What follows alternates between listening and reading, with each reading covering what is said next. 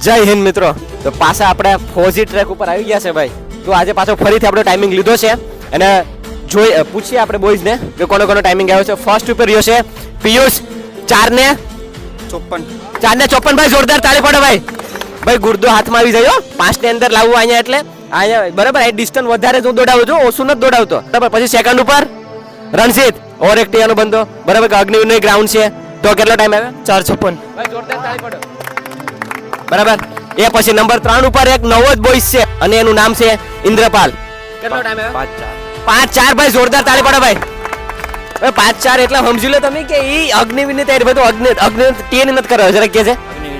આ બે તો છે ને ટીએન છે રણજીત, પણ આ તો ભાઈ અગ્નિવીરની તૈયારી કરવા એટલો બધો વધારે ટાઈમિંગ આવી જતો. હવે પકડી રાખવું પડીએ બરાબર. પછી એક મેં તમને વાત કરી હતી ને 8 મિનિટ વાળો બોયસ કે જે આપણે અહીંયા આવ્યો હતો બરાબર. 8 મિનિટ વાળો બોયસ ક્યાં છે? પિયુષ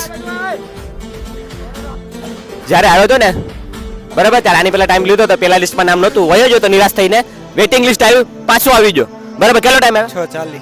6:40 ટાઈમિંગ આવે ભાઈ. જોરદાર તાળી પડે ભાઈ એના માટે બરાબર. હવે બધાનો ટાઈમિંગ બતાવવા જઈશ ને તો ફૂલ વિડીયો મોટો થઈ જશે બરાબર. તમે એકવાર ચેનલ ઉપર ફૂલ વિડીયો છે આપણી ચેનલમાં, યુટ્યુબ ચેનલમાં એકવાર જોઈ લો છો મિત્રો બરાબર. અને આવા નવા વિડીયો જોવા માટે ફોલો જરૂરથી કરજો.